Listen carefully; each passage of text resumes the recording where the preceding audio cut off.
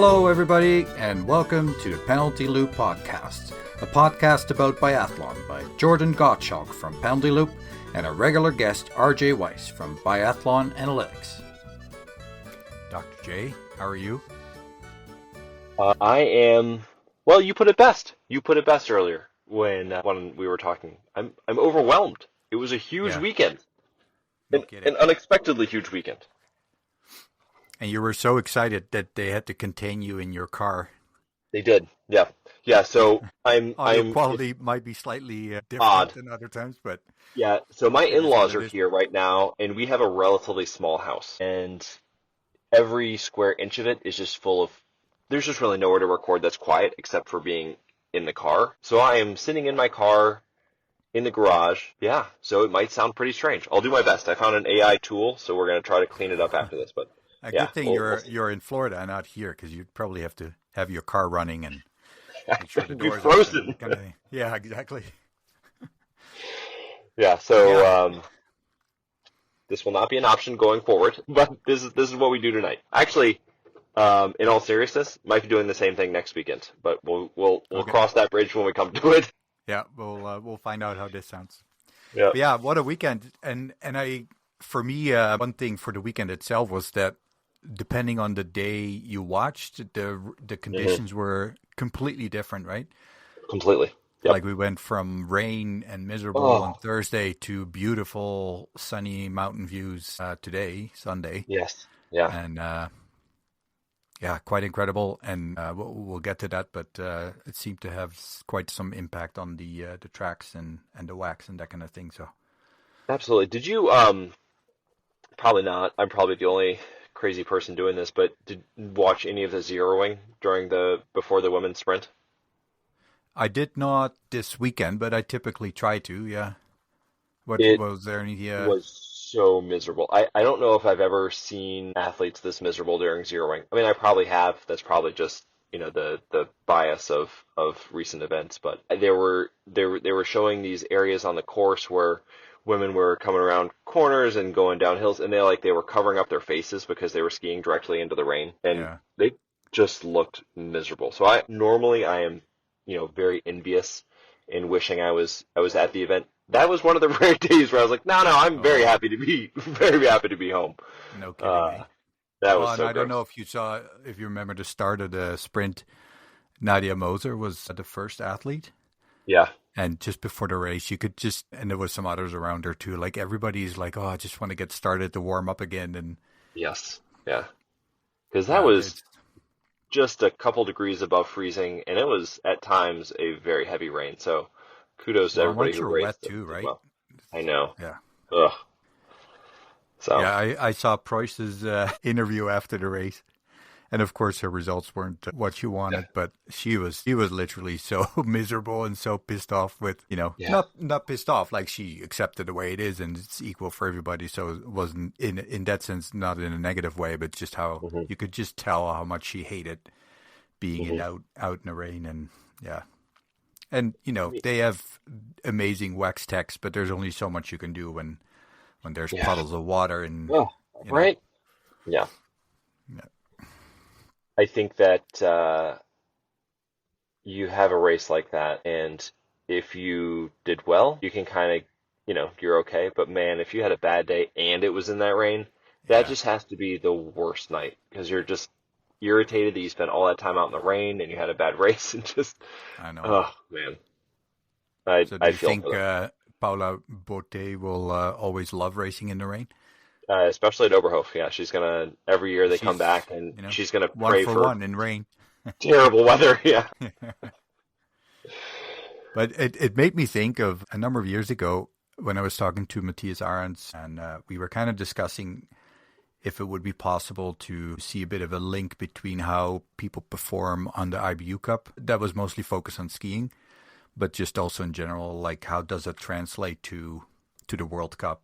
How many years does it take before they can, get to a similar level on the World Cup and stuff? And I think at this point, the Norwegian men or boys and French women and girls are just messing everything up because Uldal in his second race won the world World Cup race. And second or third, it was really quick. Yeah. Paula Botte, now Yep. she wins literally her first race on the World Cup. Mm-hmm. So yeah, she's going to have her ups and downs as is Uldal, but at the same time, the difference is so small between the top athletes, right? On the IBU Cup, of course, there's also going to be athletes that are, need more time or are not going to make that step. But man, oh man, and then especially Norwegian skiing it doesn't matter if they're coming from the IBU Cup, they're still just as fast as anybody else.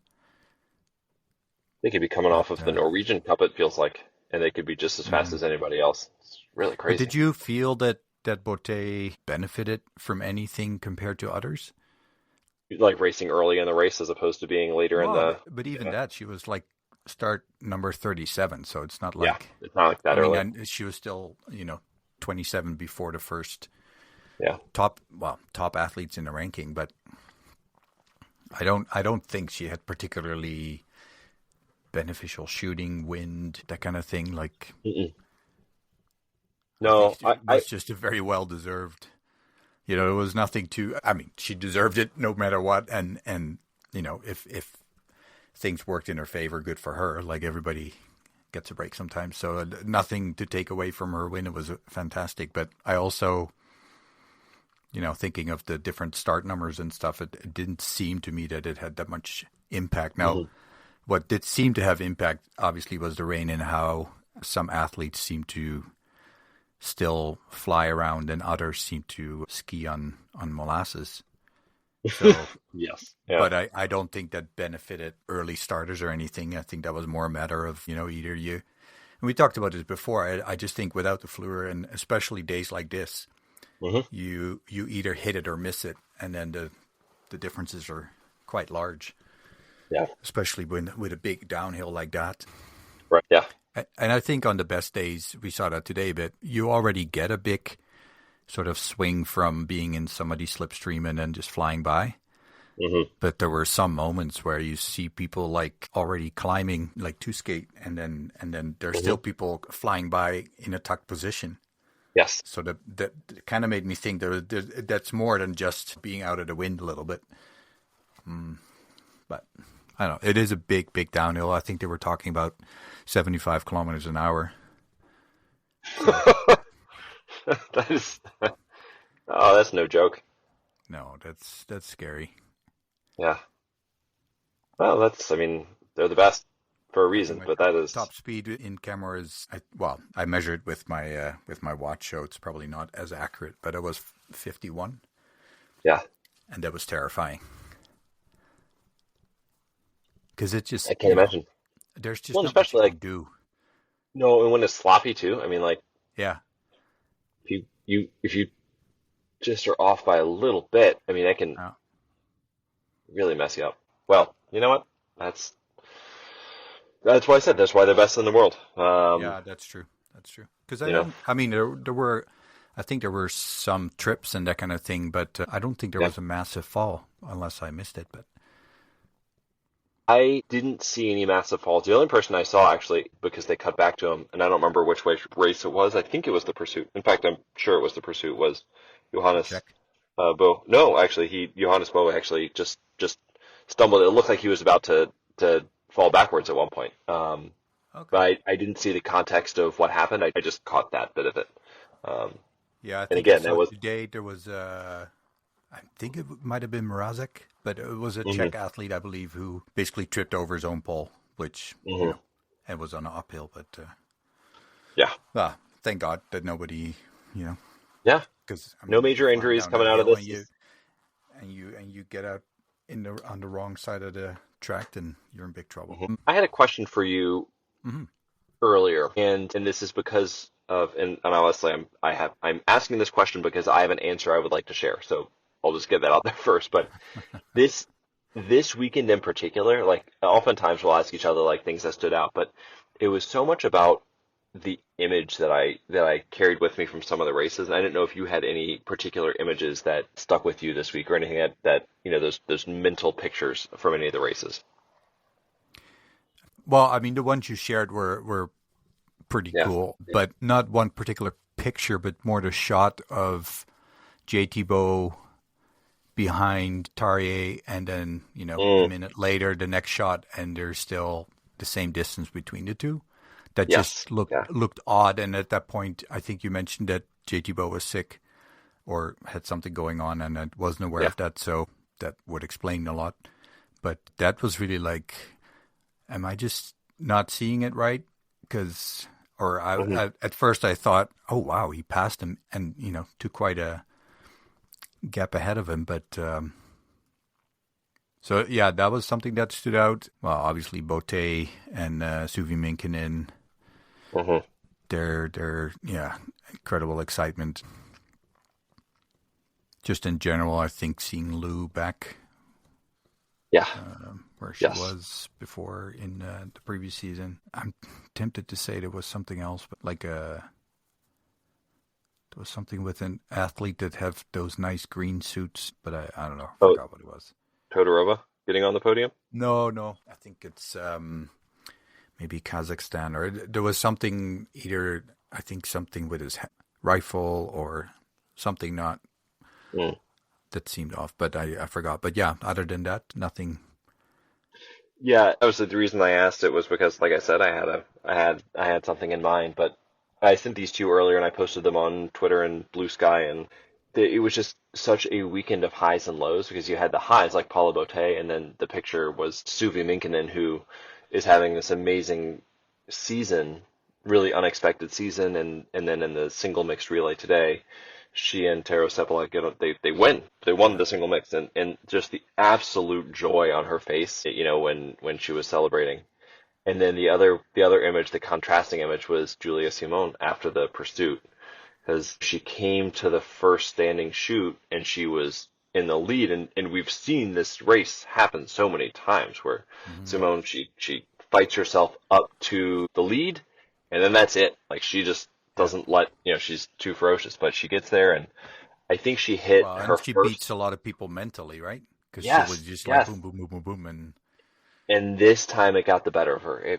She hit the first one, and then it was miss, and it was like after the second miss, I mentally, because so often we'll see athletes, if they're in a rhythm, then they have, hit, miss, they'll be like, oh, let me pause.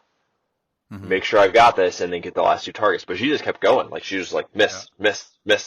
And afterwards, the cameras caught her, just sitting down. And this was, athletes were still finishing. This is pretty quickly. And she just had her head in her hands, and you could just see, the look of like, wow, like I let that one get away. And so you just had on these 2 consecutive days, you had just devastation, and then you had absolute joy. And this sport's hard. It's hard.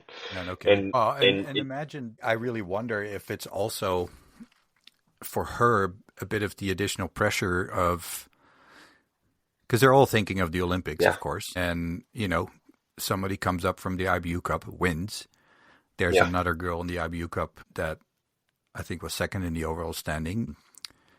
Her name escapes me. The girl that was sent back to the IBU Cup got a second place or third place this weekend. Yeah, Sophie Chavot got a second place. Simon has a lot of credit for what she's done over the last years, but she still must feel some pressure building up, because she's not. She's in 5th place overall, or 4th even. I think so. She's not having a bad season by any means, but I don't know. Like, especially when things are not going and you're starting to think more than you should. I don't know if that plays a role. And you start to wonder, like, she is a very mental athlete to me, right? It's a lot in her head as much as her physical abilities. And, like, I agree. I wonder if any self-doubt creeps in. I don't know. I will doubt Simone at my own risk, because she's so strong, and we've seen her bounce back. But I agree. You start to wonder, like, whoa, what if I don't have it, And it was a hard moment to see someone that you always expect to be so strong to be feeling like that. Well, and again, strong in quotes, right? Yes, yeah, exactly. Yeah.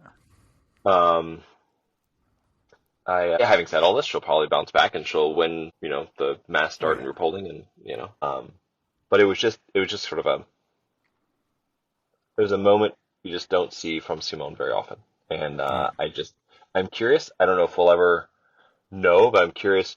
Was it just like I don't know what happened. Like why did she just keep firing away, just blazing away when, I don't know. So I can imagine, and I don't know, but because I have known or heard about athletes who specifically train to keep shooting, regardless if it's a hit or miss, because you want to keep that rhythm. And yes, you're going to miss one every now and then, but that shouldn't really, like, it doesn't, if you hit or miss, it doesn't throw off your pattern or your rhythm. So in theory, it makes sense to just keep going, whether you hit or miss. So it could be that was her, her theory. But that obviously can backfire if you miss. And I didn't see where her misses were. Neither did I. Yeah. Because there was one, Ella Halverson had 5 misses in one shooting, so missed all. And then I saw where her misses were, and it was a super tight group, and they were all right on the bottom right edge. So interesting. Yeah. I mean, either, adjustment not done, or I don't know what it was, but it was a really good shooting. It was just, just a little bit off. Very precise, just not accurate. So, yeah, it depends a lot on that. Like if you would see her shots and they're all edge shots, the four that missed, then it's not a big concern. That's just bad luck and, c'est la vie. But if they're all over the place, then you start to wonder. Again, that doubt starts creeping in, right? It doesn't take much. Yeah. And then on the other hand, you have Suvi Minkkinen, right? Who just, the confidence has to keep growing. Yeah, and it's one of those examples of if you start the season well, you just keep riding the flow, right? Yeah, no kidding. And I didn't know, right? Because sometimes you'll see this, right, where somebody has a good first trimester, and then that's it, right? They whatever magic they had, you get a couple weeks off, and maybe their form slips a little bit, or they had a hot streak with the rifle that kind of goes away. But she clearly didn't miss a beat. Came out and had a 5th in the sprint and a 8th in the pursuit, and won the single mixed relay. So it's just the Finns must have had some really good stuff in their tee, because they had no kidding, all 4. So Minkkinen was 5th. Then they had Jeanmonnot, only 22 in 8th, which I'm guessing was a personal best, but I don't know. I didn't look that up. It was. Then Lehtinen, she's 29, but she came in 23rd. And then Hämäläinen, 19 years old, got in 30th. So, the Finns had a pretty good day for the women there, with 4 in the top 30. That's not a given by any means. That's no joke. Well, we know that they have several of the esteemed Estonian wax techs. That's true. Yeah. Right. So clearly they had the right formula for that day. Yeah. I heard, so one of the things that Minkkinen did this offseason was she went and she trained in the Alps for a couple of months. And if I was her, I'd be doing the same. Was that at elevation or? Yes. Yeah. And if I was her, I'd be doing the same thing next season, because it clearly worked. I mean, she right now is 5th in the overall, and she is 3 total points behind Simone. And we are now exactly at the halfway point. I guess we're 10 out of 21 races. So this is we're beyond fluke territory, and definitely into, she's just having a great year. I just love it. I love this. This is the kind of thing that I just, nothing makes me happier than seeing somebody who just has this miraculous breakthrough, because she's been a great shooter for so long, and it was always, if she could just ski a little bit faster, maybe she'd get a couple more top 20s. I mean, she's way beyond that now. This It's great. I Well, could go on about Suvi for way too long, so I apologize, but if you will forgive me, just a real quick recap of her season. Like, she's already has 6 top 10s in this season. In 10 races, 6 top 10s. Before this season, she had 108 total races and she had 1 top 10. This is just, it's just crazy. You just don't see this you just don't see it. So I'm thrilled. She got the win today. I am on top of the world. You know, she might be making a run as my favorite biathlete right now. Doesn't take much to win you over, eh? Really doesn't. It really No. doesn't. All you have to do is have a little bit of success, and I get pretty excited. You know, we've talked about the Finnish team that after Kaisa Mäkäräinen, they had, her name escapes me, they had one Finnish... Ader. Oh, yeah, Mari Ader. And then she, wasn't doing great, and I think she retired, if I'm not mistaken. Yep. Last year, 2 years ago, it was not that long ago. And then we were really like, what's going to happen with the team? And then, Minkkinen having this incredible season, and then, I guess the team feeds off that because they're doing fantastic. Yeah, and we mentioned Lettinen, you mentioned Lianamo, and you mentioned what's Heimalainen. The name I used to know, but the name of the Finnish head coach escapes me. But that coaching staff should get a raise and a 3-year extension. They are on it. Yeah. But like you said, the WAX team, I'm sure, played a big role here too. Yep. What was so? What made me think about the WAX particularly is that we saw Weir go clean in the sprint, but she was still over a minute and a half slower than Justine Boucher. Yeah, she must have been not feeling great because she also didn't run the any of the relays, even though Hitotsi was already not there. Mm-hmm. So. Interesting where that came from.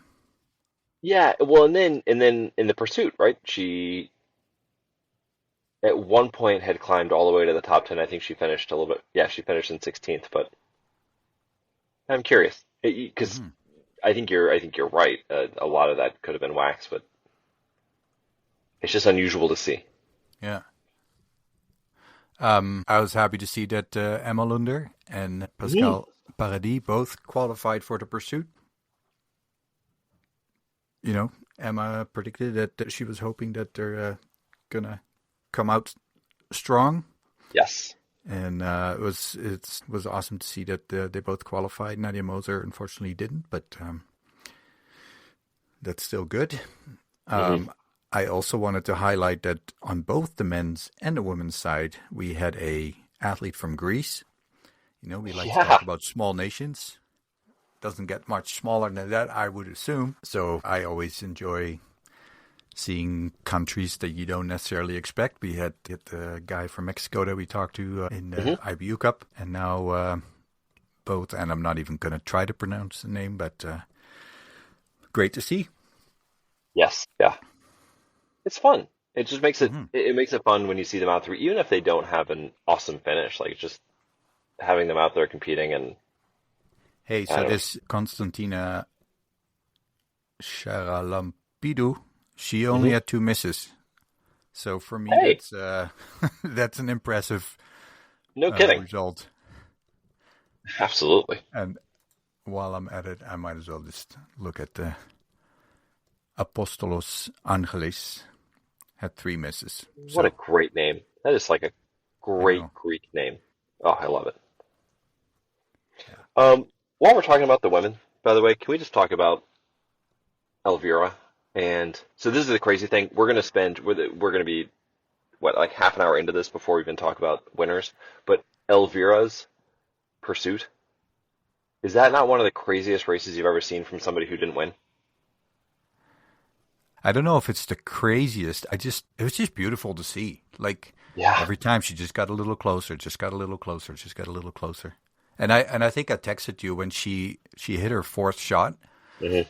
It was one of those where when she pulled the trigger, I always you sort of recognize it when you're in a rhythm, and then you get to the point where, especially in standing, I find you really want to continue that rhythm because it feels so good when you're boom, hit, boom, hit, boom, Mm-hmm. hit. And then, but deep down, you kind of know you shouldn't, but you do it anyway, and then you miss, and you're like, I should have, And it really felt like that. I have no idea if that was her experience, but because she could have won it.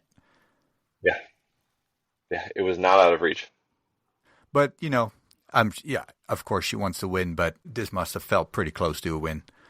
And I think to a much deeper level that, we kind of talked about this weekend, maybe not, a settler for the season, but if she wasn't there this weekend, it would be really hard to keep and catch up. Yeah. And I was worried. I was worried after the sprint. Yeah, but if this is the Elvira we're going to see in the next couple of World Cups, oh, look out! She's going to be challenging, and with Preutz not having a good weekend, it can change pretty quick. So, I love seeing a top athlete performing at the top level. She was like, and again, maybe they drank the same tea as the Finns did earlier because Hannah, who's been having an awful season so far, all of a sudden was on fire. Right? Yeah, for the races, the relay today, and I think even the pursuit. I think she had pursuit was bad. Pursuit was bad. Was it? Well, she had like 7 misses, didn't she? Yeah, she had 7 misses. Okay, maybe that wasn't that good then. Okay, but today she was amazing. Yeah, I don't know. Sometimes that's maybe, hopefully for her, that's all she needs, right? Is just one result to realize that she. Yeah. So. Because Elvira or Hannah was top on her leg, and of course Elvira was top on her leg today. Got a little bit of revenge, right? To get Lou in that last lap. I think she started out the lap 6 or 7 seconds back, and it seemed like it took no time at all to. It felt like Jeanmonnot already knew. She was passed. Because I thought, because Elvira passed her not that much before the top of that climb. Yeah. And I thought if Lou Jeanmonnot can just kind of cling on and then get in the slipstream, she can stick behind her at least for a while without much effort. And Elvira was just... There was just no stopping her, right? Yeah, she was just on a different plane this weekend. It was crazy. Just watching her in the pursuit, it was just... She was like the personification of determination. Because it was just... Right? It would just seem like it was, all right, I'm going to catch up to the next person. And then it was never like, I'm going to sit and rest. It was like, okay, I've got that person, who's next? There was never a moment where it looked like she was just sort of, I'm going to take a breath. Yeah. Just going and going and going. And, that's how you go from, 37th to the podium. Yeah. Well, we talked about how she seemed more mature for some reason in interviews and stuff too. Yeah. And it was also a bit of the demeanor, although I was going to say earlier about Jeanmonnot that also gave me a good feeling about her maturity as an athlete, that she just let Elvira go, At some point, you got to fight, but if you know that you don't have a chance, then don't waste that energy. So, just let it happen. It's Elvira like this. It's really it gets me fired up just to see, right? Oh, I know. Yeah. You might have the numbers in front of you. Her isolated pursuit time. How much ahead of Lou was she? A minute. Yeah. And it's not like she was a minute ahead of Lou, who just happened to win the race. She was a minute ahead of Lou, who had the second fastest isolated pursuit. Yeah. It was just wild. Yeah. Yeah. I'm happy to see that. Jeanne Richard, the third isolated. Amy Bezerga, fourth. She had a... Bezerga looked good. If her and Hartwig are... Yeah. If this is their trip on the way back towards the World Championships, then... Whew! Yeah. It's going to be cool to watch. Yeah. Do you want to mention Hartwig now, or do you want to come back to him? We can go back to him. Yeah.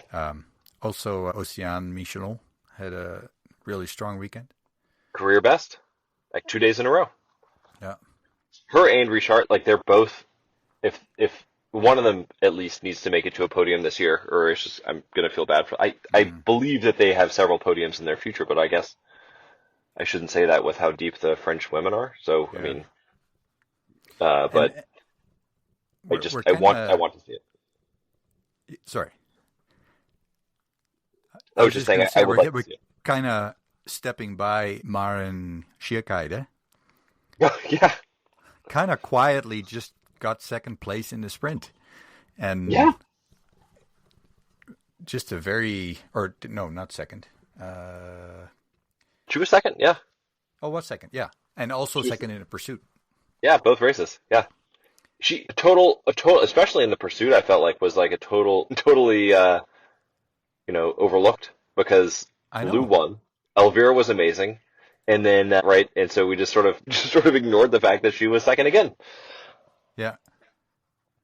Well, we're not overlooking it anymore. So congratulations, Maren Schierkeide, because that was a great race. Yeah. Yeah. No kidding. Todorova is another name that we should probably mention. Yeah. Yes. Yes. Yeah. Personal best. And she's only 26, eh? And a mom. And a mom, yeah. And you mentioned that, was it last week that you mentioned that? Yes. Yeah. Well, last 2 weeks ago? Yeah. 26. It was not that long ago.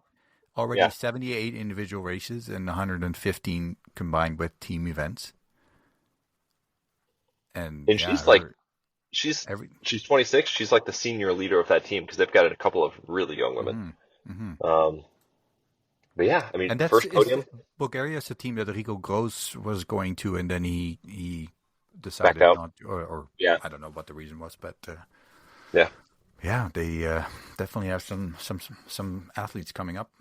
Yeah, no kidding. I think I mentioned, was it after Annecy, right, that she was having a little bit of a quietly good year until Annecy, where she had that really good finish, and then she proved me right by coming out and just firing this week. That was awesome to see.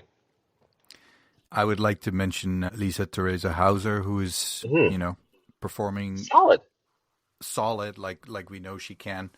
I wanted to mention Grotjan, who I think had the best weekend of all the German women. Yeah. I wanted to mention Thundervolt, who didn't look like she had heart surgery, was it considered heart surgery, right? You would consider it to be a heart surgery, yeah. The fact that she's not only skiing, but already 15th in the sprint. And I think she had the third ski time in one of the races. Yeah. She looked good. Yeah. I was impressed. Yeah. And, she must be racing like, let's just see how things go. Mm-hmm. Would you think she can feel, like, would you notice that impact that your heart's not, that it's better in sync now? That's a good question. So probably not. For her, it was so rare an occurrence that she would slip into this tachycardia that she probably doesn't notice it all that much. What she's going to notice is that she feels really out of shape. Well, maybe not really out of shape, but you know what I mean? Like she just feels out of form because I'm sure that she had to take at least a week off of training, maybe a little bit more, somewhere in that range, just to let her. Well, and your body is going to be taking some time to adjust, I'm assuming, after. Yeah. But yeah, I think that she's probably, has to be thrilled with this weekend. She's back, kidding. She's competing and actually performed really well. And then my favorite race of hers this week was actually the relay today. I think, she did herself very well. She didn't have the top leg. She was behind Hannah by I don't know, 15, 20 seconds maybe, but overall, like she just has to be pleased that she was competing and running well. And I think that we will see her get stronger next week. And then Anne told she doesn't really love altitude all that much, but I think considering we still have about a month until Worlds, I think she's got plenty of time to, if not be at her top form, she'll be competitive. Mm-hmm. Yeah, no, it's always have to wait and see, right? Like you can feel super strong after coming back for something like that, but you still have to see it. So to see her, like if you had missed the first 3 World Cups and all the news about biathlon, you wouldn't be like, has she been out for a while? Like maybe not the best weekend that she would have, but not wouldn't stand out necessarily. Yeah. No. You'd be like, well, she must have been in it, and then she had a couple misses late, because I think that was the pursuit. She had a couple standing misses, and that kind of bumped her down a little bit. Regina Ermit, 17th. Yeah. She was it the third World Cup where she wasn't doing very well? She went to Obertiliac. She went to the IBU Cup Right. for the third World Cup, and she got 2 sixth place finishes. So then came back and had the 17th today, which, Yeah. if not for her really good finish to start the year, I think that would have been her second best. So I guess it's her third best finish ever. Anyway, very, very good finish. So really cool to see. Yeah. And last I wanted to mention for me was the Belgians. Just overall. Yeah. They were in the relays. They were, in the relays, not in the single mix, but I think those were still juniors racing. And they had a great race for what you can expect. But yeah, overall, I think the Belgians were right in it. So it's great to see.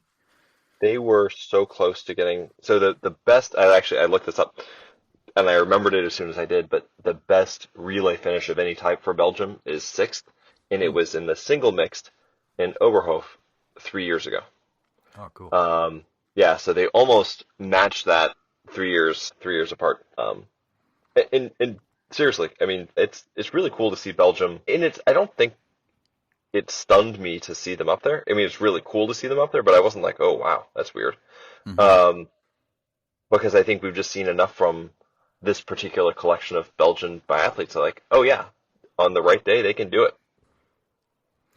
Well, and I hope Lotte Lee is not going to be upset when I say this, but they, like, the more experienced athletes that they have is Lotte, who has her roots in Norway, right? And then they have Jerry Langer, who I think is from Germany originally, and they have one of the Claude brothers, right? Yep.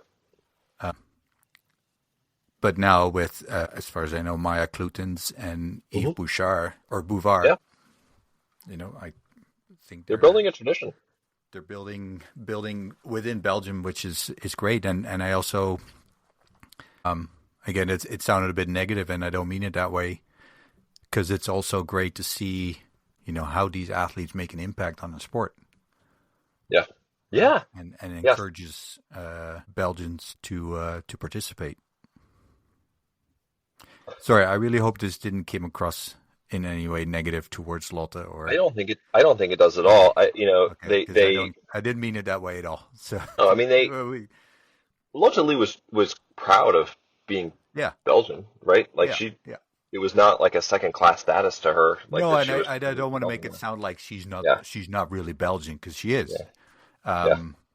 And by the way, if you want to hear more about her, and if you're relatively new, we did interview her a couple of years ago. So just scroll back through, and she talks all about this extensively. Great interview, and hopefully we can talk to her again twice, soon. Actually. We had a very brief one in camera as well. And your former favorite athlete, Ann Endexer, must have been really pissed off by missing the missing by 0.1 seconds. Yes. She missed out on the pursuit, and I still don't understand that. Then there's two who don't start. She couldn't pop up. I know, but I don't know. I'm sure there's a good reason for it, but I don't think there is. Well, if the other two, because I think you have to tell the organizing committee basically that you're not racing 2 hours before the race. Well, but my understanding is also that if another athlete would be allowed to participate, they would have to know. So if these two athletes waited exactly for the 2 hours before the race and then said, we're going to make it, then they won't have a chance. I have no idea if that's what happened. Who knows? Maybe Endexer was asked and didn't choose not to. Who knows? She didn't have a very good relay race today, I think. But, at that age, it's also just getting the experience, right? Experience. Yep. And I mean, Oberhof is and it might have been a coach's decision too. True. Before we talk about some of the top men, I did want to mention the Swiss. We mentioned Hartweg and Boserga very briefly, but seeing both Swiss relay teams finish in fourth today, I don't think, was it last year, 2 years ago? Both the last couple of years, we've seen a lot of really good performances from Swiss athletes, and it felt like there was all this momentum building towards the World Championships this year. And I started to get a little bit worried this year that we were seeing what we saw last year with the Czech athletes, where they were hosting Worlds and it felt like they had this opportunity, and then it didn't quite work out that way. So it was just really cool to see both teams in fourth. Yeah. So just feeling like they're getting that momentum back again. Well, they definitely have an up and down season, right? Because Stalder is not having a season comparable to last year. Heike Gross has had some really bad races with lots of misses, but also a really good relay today. So. Yeah. And Hartweg today, this was his best weekend that he's had in terms of his finishes since the last weekend of the year he won the U25 Globe when he went 6th and 2nd. And so he missed the last weekend of the first trimester. He got sick again. But didn't he also have an injury during the off season? Yeah. Yes. Yeah. It seems like it's been kind of like it felt like this was the first weekend where he was kind of the male Preuss, right? Yeah. Yeah. So 7th and 8th, and he had some really good skiing, and I was just like, all right, that is Nick Hartweg, and I don't feel like I've seen that Nick Hartweg in a couple of seasons. Yeah. So I was super excited seeing that today, and actually this whole weekend. Mm-hmm. And then you put him together with Amy Baserga, who also looks like she's coming along, and I was pretty jazzed. I feel like he's our guy. I don't know why. I just feel like he's like I just feel this connection with him, and I really want good things. Mm-hmm. I wonder if part of that's because of the he just seems like a pretty chill dude. I just feel like we would get along really well. It's clearly you guys did in Canmore. I'm still quite envious about that. That was only in hindsight where I was like, man, I just we chatted with him once for an interview, and then I just met him and we were chatting as if we'd known each other forever. Yeah, that's awesome. So it's, no, I'm very happy for him. So anything that stood out for the men's sprint? We've mostly talked about him so far. The French triumvirate that just swept the podium. Quentin Fiume wins for the first time since the season he won the Globe, which seems hard to believe. Fabien Claude was back on the podium again. Jacqueline. I mean, that just...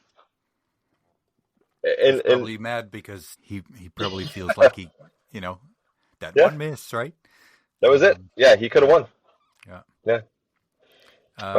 We talked about Sweden hopefully coming out of the break strong, but I mean, they were strong on skis, but the shooting wasn't quite working, but we'll go back to them later. Mm-hmm. Mm-hmm. Always great to see Campbell Wright in the mix. Another top 10. Yeah. You don't even... this, I think when he came in, wasn't he just off the podium? Like, I think when he came in, he was in 4th. Yep. Yeah. And then obviously a number of athletes came after that. Emilien Claude. Yes. I don't know if he's full on the team or kind of up and down between the IBU Cup and the World Cup, but he got an 8th, so that was awesome to see. Well, he earned his spot for a little bit longer today, I think, or this weekend. Yeah. A weird 5th. I was going to say a weird top 10 when you only have 2 Norwegians. Yeah. Yeah, Oldal and Laegreid, and that's probably even weirder that there's no Boe. No Boe. Exactly, yeah. But so did you know exactly what was going on with JT, or? He had an interview, and he's done this before, but he had an interview before the weekend where he talked about how the whole family got sick and he was in bed for a couple days. Like a respiratory type illness, and but he's done this before where he will say that he's not coming in on good form and then he just looks amazing. So I was like, well, maybe he's doing it again. But I actually think he was serious because he was still he was still I was just thinking that the fastest man, 80 or whatever % of health, and then it's the fastest skier in both races. Yeah, but he just didn't quite look as crisp. So I don't know. Maybe it'll take a couple weeks to build back up again. But he actually had one of those shootings a standing shooting where he went really fast, and I think he missed a third shot. Yes, but he just kept going as well. Yeah, So it was in the sprint, right? And mm, because I had this thought as I was watching him, I was like, if he hits all these, how high could he go? yeah, yeah, Oh man, but yeah. obviously it wasn't to be. Um, Going back to Ukraine. Gouldall, just Oh, real sorry. quick. Yeah, yeah. Gouldall this season has been in 7 races, and he has finished 5th in 3 of them, which is just sort of weird. Huh. It doesn't mean anything at all. Like, don't get me wrong, but it's just strange. Well, it means he has Um, a lot of flowers it in means the he has a lot bloodstream. of flowers. He's very good, is what it means. And then speaking of Gouldall and also speaking of sickness, he had a stomach bug, and that explains his pursuit drop off Mm, from 5th to 30th. I mean, seeing the results now, I'm kind of surprised he ran because he must have been feeling pretty rotten. yeah, You were mentioning yeah. Ukraine. Oh, well, it seems like every race there's at least one Ukrainian doing really well because the Vitaly Manzin, Hmm. we've Yep. talked about him, young Yep. kid. He's 17th, and then Pidrushny, I think one of the veterans on the team, he came in 4th. Yeah. So it seems like there's always at least one or two of them that are in the top 10 or doing well. Oh yeah. And Yulia Zhima, I mean, she was in Annecy. She Hmm. raced well, and Well, I think she she was didn't have a bad sprint either, did she? no 14th. I just looked it up because I Yeah, was curious. 'Cause, yeah, but she um, skipped. She didn't race the did not. Nope. pursuit. Hey, yeah. Yeah. So yeah, I mean, they just keep getting in there. Uh, Another athlete I really wanted to mention, Oh, Jakov Fak, for speaking the of, wait, weekend. wait, Ukraine. Speaking of, right now, do you know where they are in the men's Nation Cup? Ooh, they must. I would think top 5. They are 5th. Huh? So I'll have to go back and look to see when the last time was they finished that high, but pretty cool. Yeah. Sorry, you were gonna say. Oh, Jakov Fak, just a strong weekend overall. Hmm. And Ader actually had some good results too. But yeah, he got out. I still don't. It's funny. So I saw that he stepped out of the pursuit, and it was weird because it was on top of a climb, and it did not seem at all like he was struggling or anything. And then at the top of the climb, he just stops, turns to one of his coaches, takes his ankle straps off with the timers, and chats a little bit. And then the camera turned away. But it didn't seem to me like he was feeling bad or was injured or whatever. And then I looked it up on the Austrian news, and all I could see is "it geht nicht mehr." Like I'm out of gas, or just not. It's not working anymore, or not going anymore. So nothing in particular. Huh. Maybe he had a stomach bug as well, and Maybe. Yeah. who knows? But yeah, it was a odd moment. It's But strange. despite that, he had, I thought he did quite well on the weekend. Yeah. I looking him up on the sprint. Maybe he didn't do so well because anyway. Not terrible. It was great to see Jakob Fak still out there, still racing, He's and 13th in the overall. not just participating. Yeah, No, exactly. he's 13th. He's getting in the mix. He's now looking back. Actually, this would be his best season in the last couple of years. Hmm. He's 37. He's 37. I love it. I love this. So he is one of those athletes. He clearly just really enjoys what he's doing, and is just going to keep going out there. In my mind, Well, that's funny because when you hear 37, my first thought is like, wow, he also doesn't have much pressure from younger athletes. But yeah, that's not necessarily true. But yeah, I also think even if he had, he's giving them a good, a yeah. good battle because I mean he's not giving up by any means, and he's still an incredible shooter. So, yeah. On the other side of the age scale, I wanted to mention Sondre Slettemark, the Yeah. brother of. Oh no, I lost her first name. Ukalek. Ukalek. Sorry. So Sondre didn't make the pursuit. Unfortunately, he was 65th, but he shot clean. So it's great to get that experience. I want to talk about something else with regards to Greenland, but I'm gonna decide not to. We will hold that for a different day. We'll record a separate political episode. Yeah, Sondre and Ukalik might be racing for the United States. Yeah. Anyway, I also Yeah. wanted to mention, in particular, Jasper Fleming of Oh. Canada, who Yeah. made his debut, and he got in 85th in the end. Mostly the skiing, because he had very good shooting, 2-0. So clean shooting, standing on your first World Cup. Not bad. In Oberhof. In Oberhof, so something to be proud of for sure, and great to see another Canadian make his debut on the World Cup. So, hey, how about Maxime Germain? yeah, another. It's just what did he cool. finish in the sprint? Because he had a huge improvement. He was 47th. Yeah, and then he was like 22nd in the pursuit. And he didn't shoot too 0-0-1-0. bad. He shot 1-1 in the sprint. But again, might have been a hit or miss with the wax, or who knows. Yeah, but it's cool to see. Like, we come to expect Campbell Wright to be good. I mean, he just has established himself in that realm now. Speaking of Campbell Wright, I just want to mention this. I went back and looked. His run started exactly a year ago, because it was in Ruhpolding. He had 2 top 20s, and since then he has raced 23 total races, and 18 of them he's been top 20. And it's just like he's almost eliminated bad races. He just is consistent. Having said this, he's going to have a terrible weekend in Ruhpolding next week, and I will feel terrible for jinxing him. But I loved him in the relay where he was. No, was it the relay or the pursuit where he just ran away from the rest and came into the stadium first? That was a pursuit. Pursuit? Yeah, it was pursuit. Yeah. I love that. That he's it like, was great. Yeah. What do you mean? He has first no lap, fear. You take it easy, or Yeah, he has no fear. He's just like, I'm just gonna go do this. Yeah, I love watching him race, and I struggle with the fact that he's only 22, because in my mind we've been watching him race for so long that he should be like 27, but like he's gonna hopefully get much better. Anyway, and he's already very, very good. Pursuit was, we talked about that. Elvira just flying through the field. Yeah. Shirkaida, another second place. We talked about that. Lou being back to where we Lou being Lou. were hoping to see her. Lou being Lou. Yeah. Which is not nothing.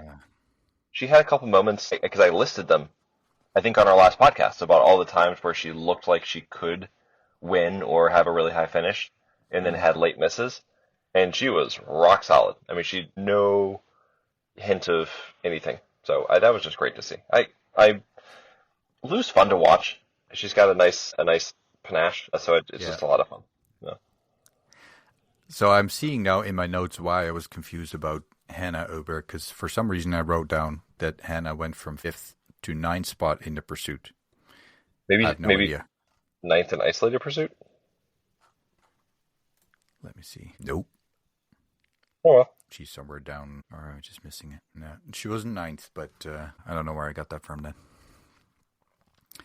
How about Anna Lampic with only 4 misses? And my guess is her first clean shooting in standing. I don't know if she had one in pursuit. Yeah. She's definitely had one in pursuit. Oh, no. Sorry, excuse me. I apologize. I'm going to cut that out. I can't find her now. Am I looking at the wrong... Oh, no. But yeah, she did not go clean. Yeah, we should cut this whole section out, because Lampic went 1 miss, 0 miss. So she had a clean prone. And then 2 misses in the first standing and 1 miss in the second standing, which is still pretty darn good for her in standing shooting. And then I think in skiing she was second, over half a minute behind Elvira Oeberg. It's interesting because a couple of weeks ago I read in the news that Lampic was still kind of thinking, should I go back to cross-country skiing? And she made a comment about how she just loves skiing fast. So even though that may not be ideal for a sport where you have to shoot as well, she said that was still going to be sort of her style, like just go ski super fast and then do the best you can. And since then, she seems to have taken the foot off the gas, which is all relative, of course, because she still was ranking first, second, third, something like that in the skiing. But it really seems like she's just not pushing on the top of her ability all the time. Yeah. And I don't know, maybe it's just a link that I like to see that's not there, but seems to be, paying off a little bit. Better shooting results. Yeah. And it's not like she is slowing way down. It's not like letting. No, Elvira right now is the only one. Elvira and Breza Boucher are the only ones who can come close to matching her on the skis. Yeah. So it's not like she is slowing way down, but it's just enough that maybe it's opened her up. Or it's also often she was still faster with 5 penalty loops added to her, not to the course time, but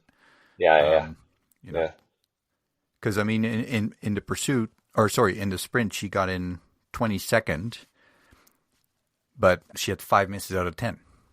Yeah. Right? With 4 in standing. So then if you come back in the pursuit, and like you said, Oberhof, definitely not the easiest range to shoot in, especially for unexperienced shooters, because that's where you often see the more experienced shooters do well. And to come in and, she still missed 3 standing, but 3 out of 10. That's well above her average, let's put it that way. 70%. Yeah, she'll take that every day. So I don't know. It might be just a good day for her, or maybe she's starting to get the hang of it. She certainly looks to be getting the hang of the prone shooting. Mm-hmm. Which half the battle. Well, you compare it to the yellow bib currently, and only 1 miss more.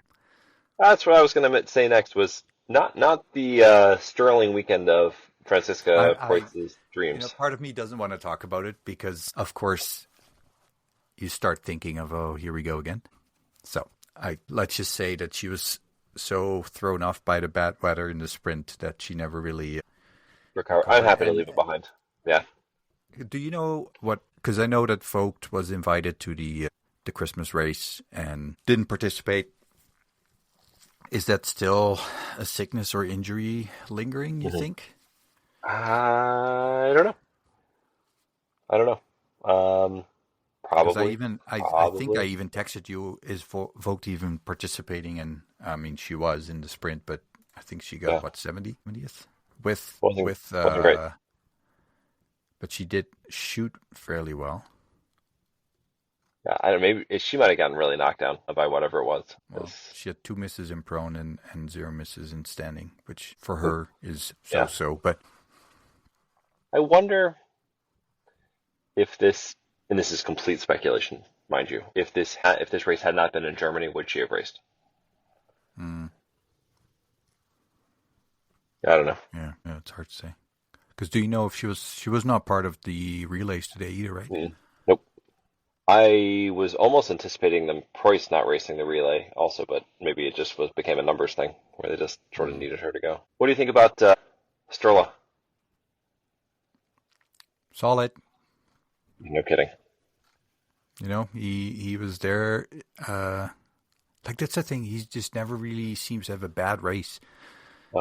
And then, JT Boe is not feeling 100%, and we just talked about how he's still so good, but not quite good enough to beat Sturla Laegreid. And I don't know. Well, he was pretty darn good, though.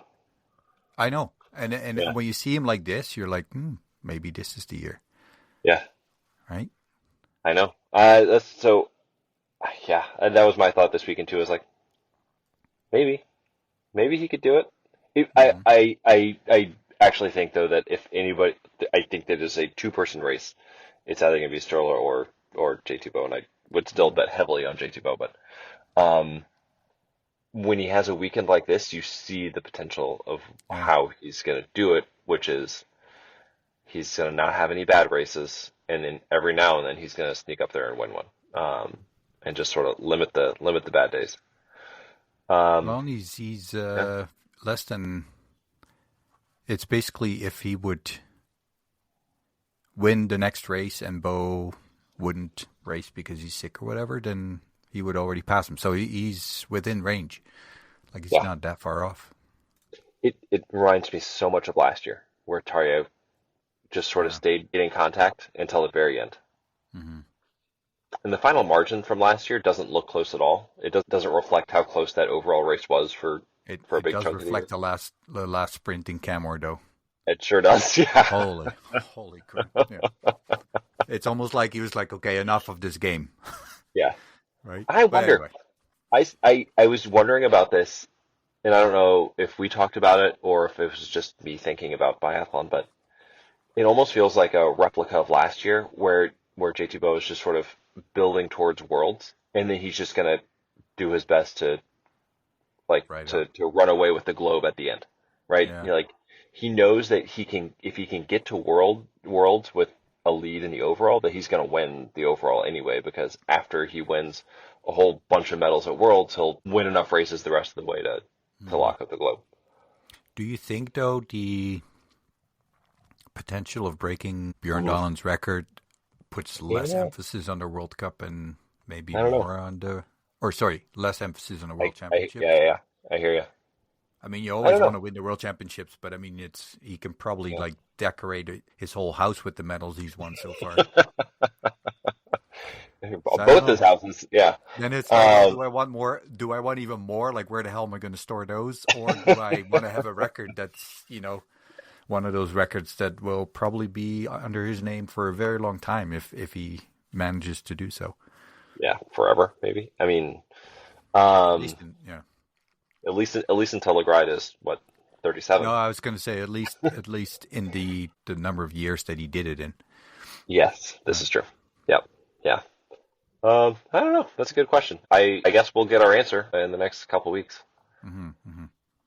I did think his race, I keep saying today, but I mean yesterday, the pursuit was like a really smart race. It seemed to me that he would like put a surge in at the beginning of a lap to try to catch up to some group that was ahead of him, and then he would seem like every time I saw him, he was like sitting on the back of the group, like he was never doing any work.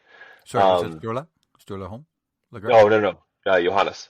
Oh, okay. Yeah. Yeah, where he would, he would catch up, and then he would just sort of like tack on and let somebody else do the work, and they would catch up and let somebody else do the work, and just sort of leapfrogged his way up to the front. If you're not feeling Yeah, awesome, then that seems a very good smart, tactics. smart way. It was a very smart race, and he was clearly strong enough that he was able to Hmm. to make it work. But that's why he's leading the overall, right? He's Yeah. able to pull that out of his hat.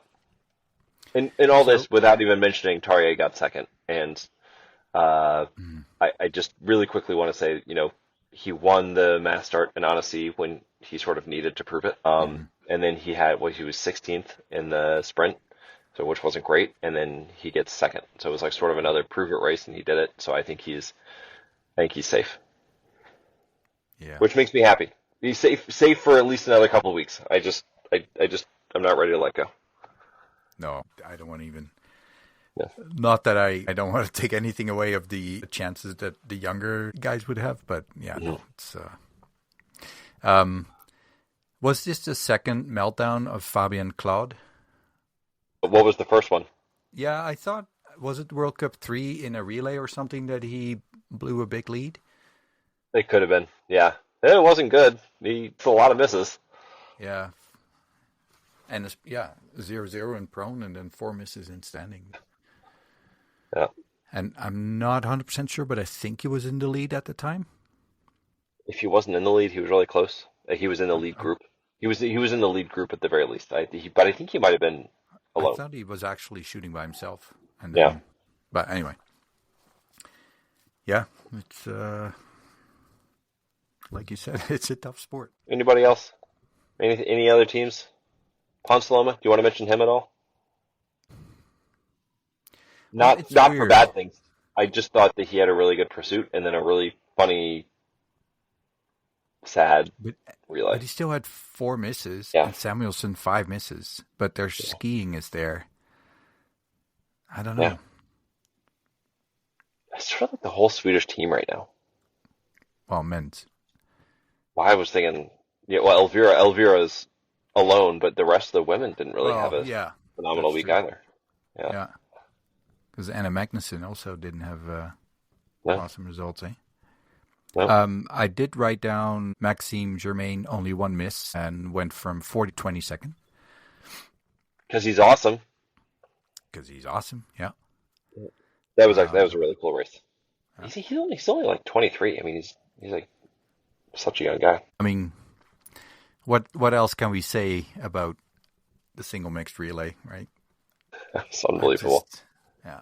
I already, wait until next week and I'll have more love for Suvi Minkkinen. Regardless of what happens in RuPoling, I will be more than happy to.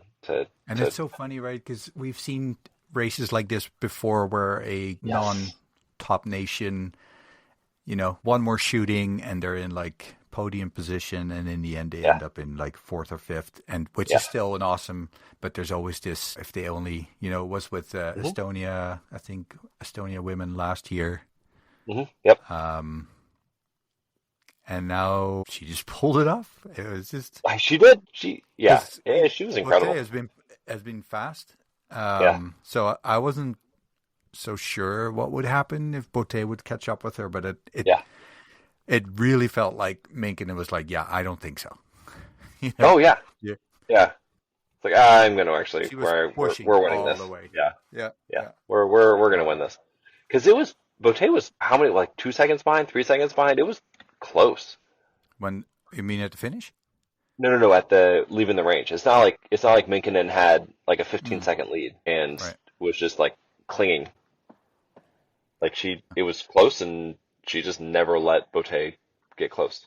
Never let her get closer. No. Well, because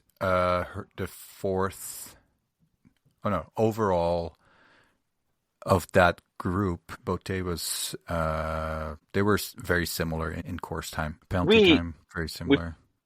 We probably didn't give Bote enough credit or enough love at the beginning. We talked about it, but that is just an incredible feat. I mean, she looked awesome on the IBU Cup, and then she comes right up and wins in horrible conditions. It was really, really cool. Really, really cool to see.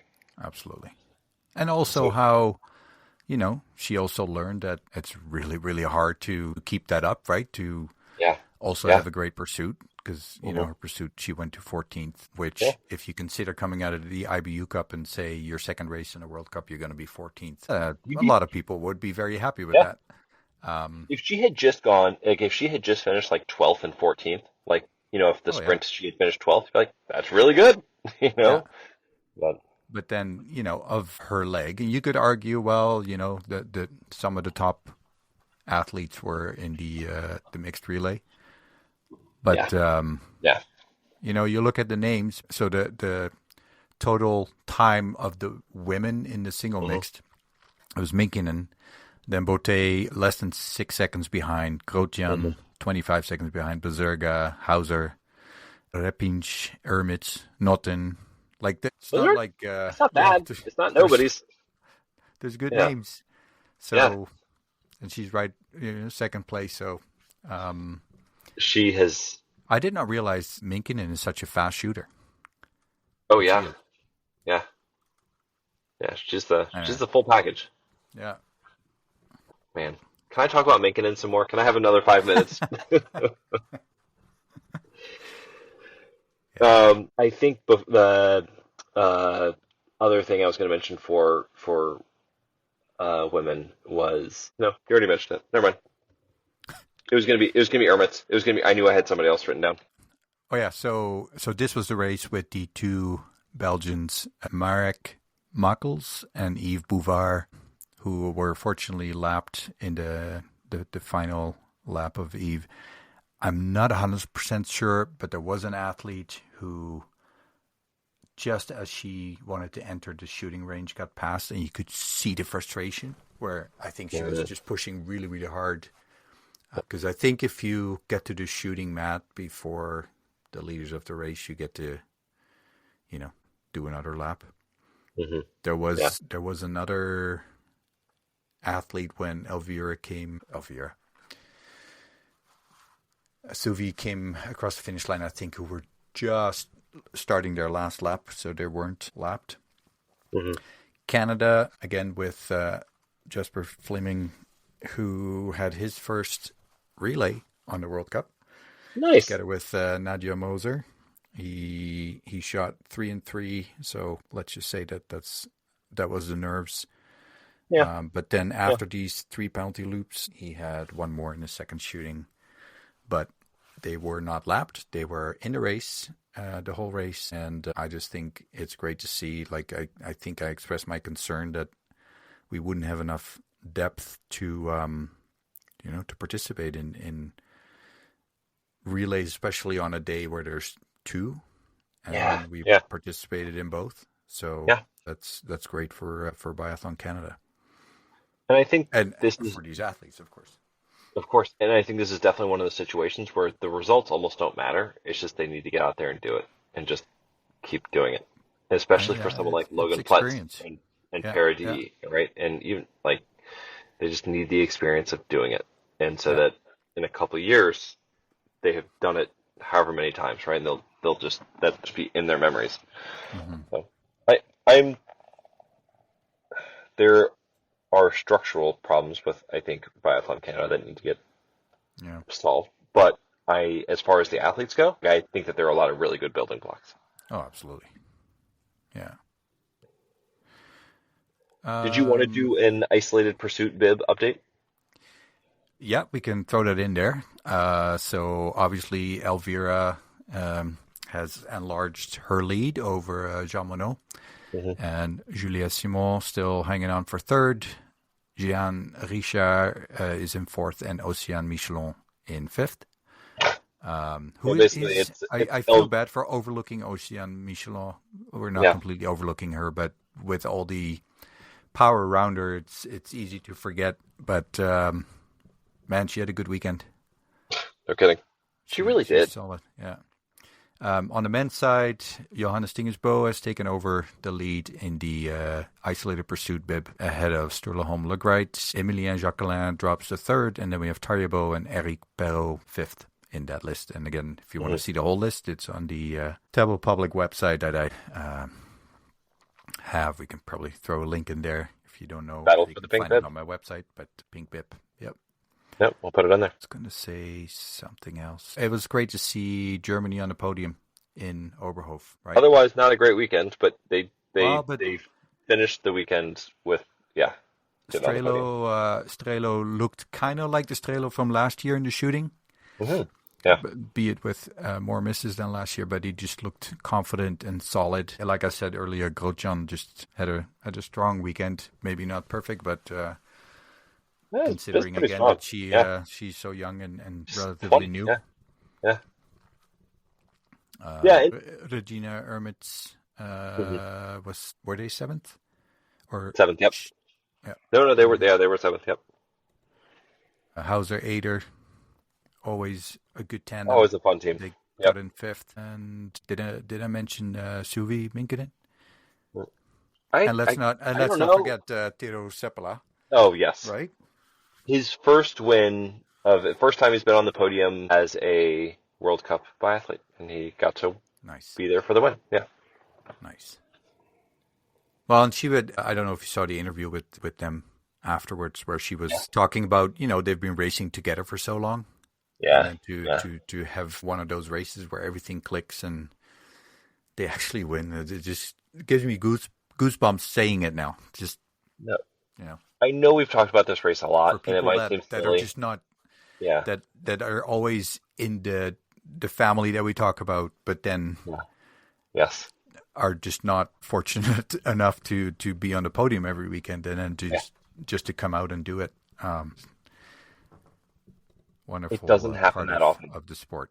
Yeah. If you just look at relays, like it seems like every relay is won by France, Germany, Norway, Sweden, with a sprinkle of Germany and Italy thrown in there. Mm-hmm. And it's amazing when it happens. You said it just a little while ago, but it happens all the time where you see these. It might be Hauser and Ader, or Becerra and Hartweg, and these smaller nations. Or a couple of years ago when it was Baiba and Rastroguyevs, and they it's like this underdog, battle, and they get themselves into contention, and then the big dog, the Norway or the France or whomever overtakes them in the end, and and they fall just short. But not today. Did not happen. And there's quite a bit of athletes actually that will say that they prefer team races over individual races just because you're so, like, it must be such a good feeling when everything clicks for everybody and you win as a team. Mm-hmm. Yes. Because, I mean, Suvi Minkkinen could have had this exact same race and then, Seppala not having a great race and you end up in fifth, or, the other way around. Seppala would have this race and Minkkinen had an off day or not a perfect day, right? Yeah. So it's so hard to have both athletes have an amazing race where you're strong enough to beat everybody else. Hats off. They did it. Before we get out of here, do you mind if we do a quick IBU Cup update? And this one's actually kind of important. I did want to quickly go over the mixed relay. Yes, please. I wrote down Elvira, like, this is hard to beat, part 1 for the pursuit. And here I just wrote down the same thing, part 2, because she was on a mission, right? Yeah, she was. Yes. Yeah. It was the same. It was the same thing, except a shorter race. She was just like a machine, just like chewing up the course and catching up slowly but surely. And awful start, right? Yeah. It's like, well, Ponsiloma, right? And it's just so hard to watch. Yeah. Well, yeah, I shouldn't say Samuelson had a good start. Yeah. So the first lap was good, but Ponsiloma, and I think did he have 2 penalty loops or 2 penalty loops? Yeah. But then, Hannah, was it her first really strong? I think it's their first strong race. Yeah, it was. She looked like Hannah. I know. Was good. Yeah, and it made me think of, I don't know if it was last season. I think it's probably 2 seasons ago where we were talking about, Hannah was always the fourth leg, and then Elvira was third, and then Hannah had a blow up, and then Elvira kind of took over, and we were like, oh, this is just, just for once, and now there's no doubt who's going to be in the final leg. Oh yeah, right? Oh yeah. Elvira's the hammer from now until she's done. Also, the last leg on the Norway team. Mm-hmm. So great experience, and I mean they got a bronze medal, so nothing to be ashamed of, especially with Tarjei now having a not great day with penalty loop. Mm-hmm. Tandervold only 1 reload. I mean, what else can you say? She did exactly what she needed to do. It's weird because in a way you always expect them to be first, so anything that's not first is a disappointment for Norway. But I think they'll be pretty happy with this. Yeah, I think can't be upset with this one. No. And Fabian Claude obviously must have been pretty darn exciting too for getting silver after starting with a penalty loop, and I don't know exactly what spot he put him in, but Perrault and Jean Richard had great legs, and Jeanmonnot looked very strong, just not strong enough to hold off Elvira, but there's no shame in that. But I mean, Jean Richard, 22 years old, and she just has this strong leg, and I think we mentioned Switzerland in 4th. Yeah, I'm really happy. Haki Gross had a great, maybe not great, but a very strong closing leg, and we pulled him up to 4th. So it was nice to see. Belgium 7th. Real quick, Eliazzini from Italy. He's 22, 23. He's a kid anyway, and he was 10 for 10, no misses. So it was No, nice. Actually, I was just going to say Italy actually impressed me because it seems like Giacomel definitely has some issues on the shooting range, but Giacomel, I think, being not the oldest on the team, but 24, then Zeni, Trabucci, 22, and then Michela Carrera. Obviously, Vitozzi wasn't there. Veer set out, as we mentioned. And Auchenthaler as well. So, they were missing probably their top 3 women. I just had to laugh. I don't know why I got to that, but you know how most teams seem to have a suit that's, one of the typical brand names in biathlon. And then I saw that the suit for the Italian team is made by Armani. Made by who? I don't know why that tickles me so much. I have a feeling that it's a different one. No, I don't know why. I'm It's gonna so look funny. it up. Yeah, that's so Oh appropriate. yeah, Emporio Armani. Great. Italian ski suit. Anyway, That makes me happy. that It just was makes me happy. Yeah. Canada with Ronalds, Platz, Lunder, Yes. and Paradis in 13th. So they had a good race. Unfortunately, Even with the penalty loop. Adam Ronalds started with a penalty loop, but then after that they shot really well. He did his second shooting. He had only one reload, and then Logan had 2, Emma had 1 reload, and then Paradis had 3. All good. So That's a solid race from Emma Linda. it's a very good performance. Yeah. Yeah. Well, I still think Logan that we're and going to see Paradis something from her. Yeah. Yeah, maybe she's saving it all up, or building up to the World Championships. Get on the podium. I'd lose my It's her mind time. if that happens. I would be so excited. Yeah. That would be wild. It would only be surpassed if Campbell Wright got on the podium. Nah, I don't think that would surpass it, to be honest. I don't think it would. All due respect for Campbell Wright, but I Yeah, think it's different he has situation. enough time left. Yes. After. Yes.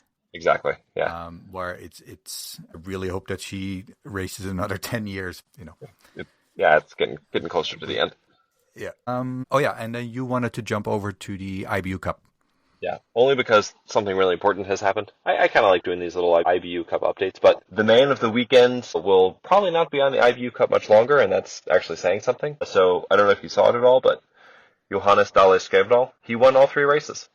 He has raced 5 times on the IBU Cup and won 4 of those races. So I'm honestly not sure how much longer they can keep him down there, but...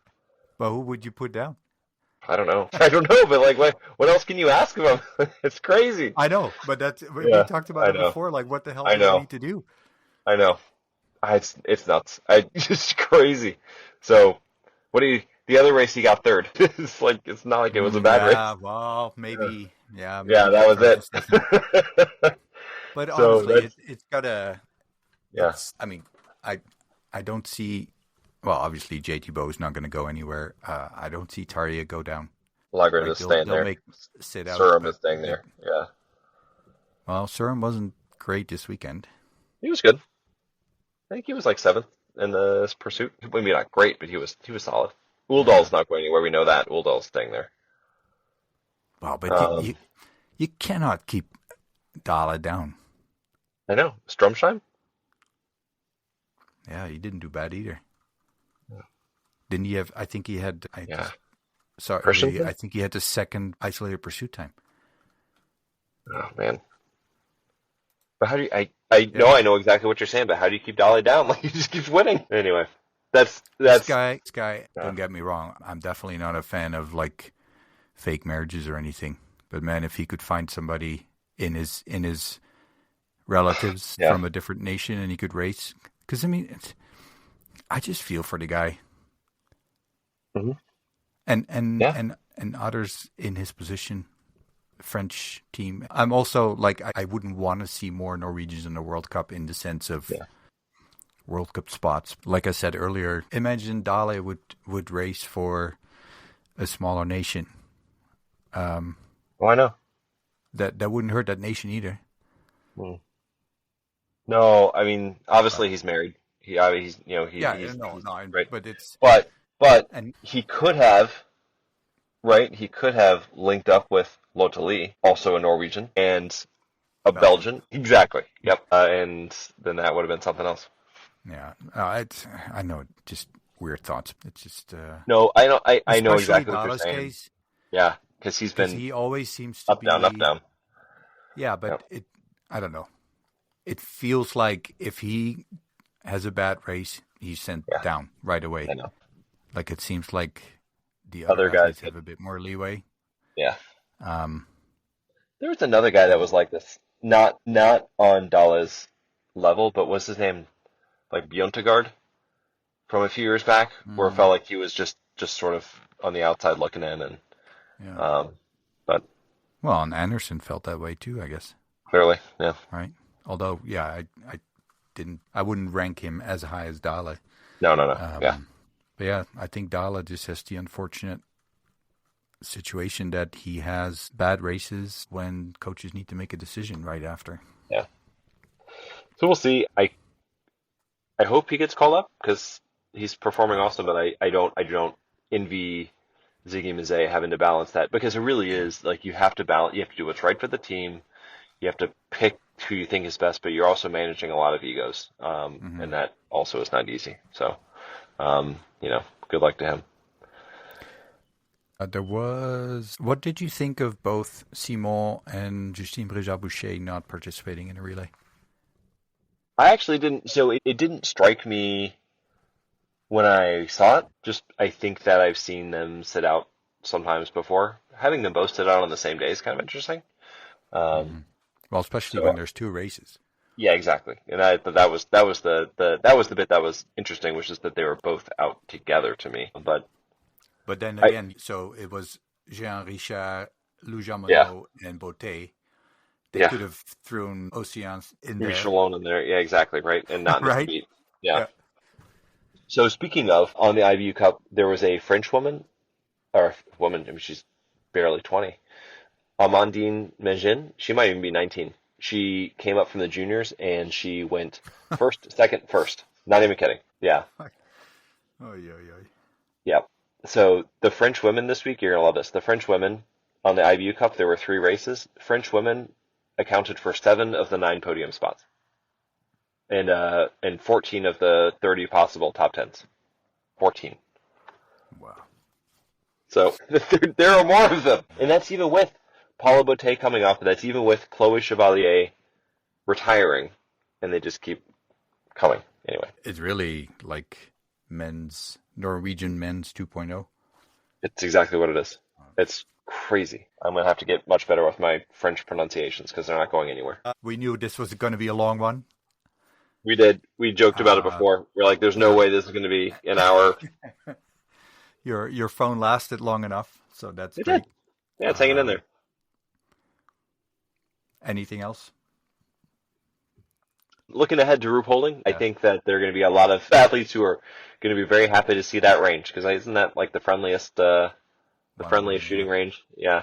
I have no idea what the conditions are there, but yeah, it looks like it's gonna be pretty nice. I was working on my preview. I'll post it tomorrow, and just waiting for the the roster updates to come out, who's up and who's down and all that. Drought was amazing though, hey? Even on the third day. My gosh, they were great. Oh, but I was gonna say weather looks like it's gonna be getting a little bit warmer throughout the week, so that it's gonna start right around freezing and then end up like 7 or 8 Celsius. But the most important race on the weekend. Yes. I'm likely gonna do another short individual. Yes. To defend my title. All right. So all 7 of you who are still listening, please send RJ some good luck. Although if I'm shooting like last Monday, I'm just not going to win for sure. You got it out of your system. It was awful. It was cold. It wasn't like minus 20 or whatever, but I think it was minus 10, minus 12, and then we had the snow machine right next to the range. Oh, it was It doesn't happen often that we start or that we stop early, but everybody was just cold, and so anyway, man, I'm looking forward to and I think is the first race on Wednesday. Individual. Yep. So individual on Wednesday, individual on Thursday, men's relay on Friday, women's relay Saturday, and then mass starts on Sunday.